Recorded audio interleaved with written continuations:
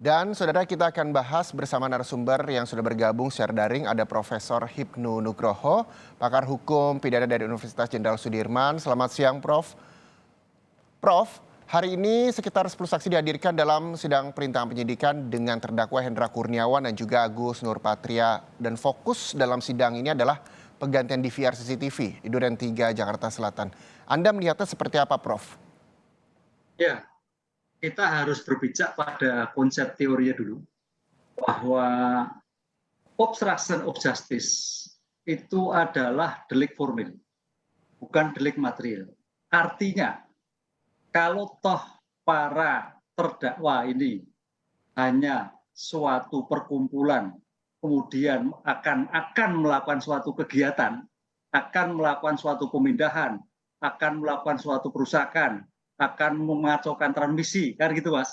Akan, jadi belum perusahaan, itu sudah masuk. Apalagi sekarang dakwaan dilakukan oleh jaksa penuntut umum ada akibatnya. Jadi sempurna. Nah, itu loh. Itu konsep teori obstruction of justice adalah delik formil. Artinya tanpa akibat baru perencanaan itu sudah merupakan suatu delik yang sempurna. Gitu, Mas. Apalagi sekarang dalam kasus ini sudah mengacaukan, merusak kan, begitu kan, memindahkan Ya. dan sebagainya. Nah, itu sudah masuk kualifikasi apa yang dilakukan oleh penuntut umum. Ini yang harus kita ketahui dalam konsep deliknya dulu, sehingga memudahkan untuk kita berdiskusi dalam suatu penyelesaian. Apakah nanti terbukti? Insya Allah terbukti karena akibatnya ada. Perencanaannya pun sudah masuk, apalagi sudah sampai pada suatu tindakan untuk merintangi, untuk menghilangkan atau bahkan merusak suatu transmisi elektronik. Itu Mas. Oke, jadi secara tidak langsung apakah ini kan kita mendengarkan bersama bahwa para terdakwa melakukan pembelaan bahwa semua yang dilakukan ini atas perintah Verdi Sambo, dan apakah ini tentunya bisa menjadi bahan pertimbangan dalam sidang mereka, Prof? Ya, lah ini kembali seperti model Baradae. Artinya kan suatu tindakan hukum itu pertama harus memenuhi syarat objektif. Syarat objektif itu adalah ada suatu perbuatan hukumnya merusak, menghilangkan dan sebagainya. Syarat subjektifnya adalah pelaku itu menghendaki dan mengetahui.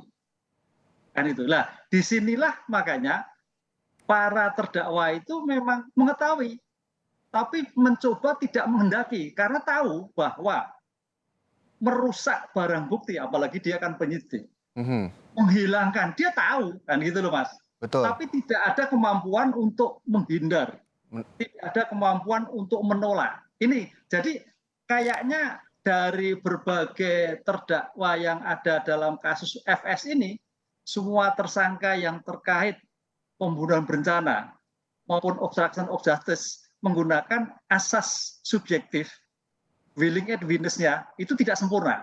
Sehingga ini diharapkan nanti sebagai celah bahwa tidak terbukti atas suatu niatan menghendaki menghilangkan barang bukti, kecuali ada tekanan. Nah, cuman masalahnya begini, ini kan seorang penyidik dan beliau pangkatnya kan sudah pamen lah ya, pamen kan berani, ada suatu keberanian untuk menyampaikan ini tindakan salah kan gitu. Lain dengan Baradae kan tamtama paling bawah, ketika Betul. kemampuan menolak mungkin bisa. Kalau ini saya kira sebagai pamen udah menghendaki mengetahui, ya nggak menghendaki menyampaikan dong. Wong ini merusak barang bukti. Jangankan ini suatu kasus-kasus yang biasa aja, penyidik selalu membuat garis lain kepolisian untuk supaya masyarakat tidak tersentuh, masyarakat tidak menyentuh TKP, apalagi ini sudah ada kesengajaan merusak menghilangkan alat elektronik lagi. Nah, ini yang nanti perdebatannya ramenya di situ, Mas. Oke, jadi secara tidak langsung menurut Profesor Hipnu ini tidak apple to apple ketika memang dibandingkan dengan Baradae ya, antara kasus dan Hendra Kurniawan dan juga Agus Nurpatria begitu, dari segi iya, pangkat saja. iya, tidak apple to apple. Tapi dalam konsep iya, tapi orangnya tidak apple to apple karena ini pamen.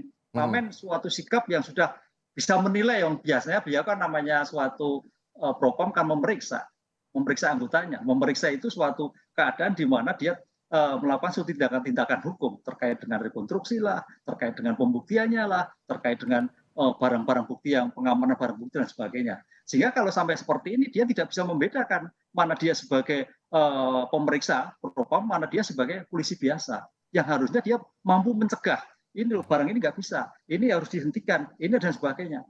Rusak barang. Kalaupun gini Prof, kalaupun memang Hendra Kurniawan dan juga Agus Nurpatria tetap kekeh begitu, menggunakan alasan bahwa kami tidak tahu dan kami hanya mengikuti perintah atasan. Apa kelanjutannya? Ya, ya itu sah. Namanya sebagai tersangka selalu terdakwa berlindung pada ketidakmampuan terhadap perintah pimpinan kan itu kan. Makanya di sini nanti kita melihat teori kehendak yang terjadi itu sifatnya seperti apa. Apakah dalam perintah itu perintah yang begitu sangat menyudutkan, sangat memaksa kan gitu loh. Tapi kalau hanya perintah untuk mengamankan dan masih bisa menghindar atau mungkin menyampaikan tindakan itu salah, saya kira ini suatu yang sangat sia-sia artinya pembelaan-pembelaan seperti itu, Mas. Iya, ini perwira loh, iya kan? Ya. Perwira sehingga aspek hukum terhadap tindakan hukum itu sudah pakar beliau yang bersangkutan. Harusnya Ini sudah tahu begitu ya Prof ya? sudah tahu, iya, sudah tahu. Apakah sekarang pertanyaannya, oke Mbak Hendaki, apakah perintahnya dengan tindakan kekerasan, pistol, ataukah dengan ancaman? Nah ini kan mungkin enggak kan hanya perintah, tolong copot itu CCTV. CCTV ini bagaimana? Hilangkan barang bukti. Kan hanya perintah seperti itu. Apakah perintahnya lisan itu menjadikan seseorang takut? Nah, itu jadi pertanyaan juga nanti. Oke.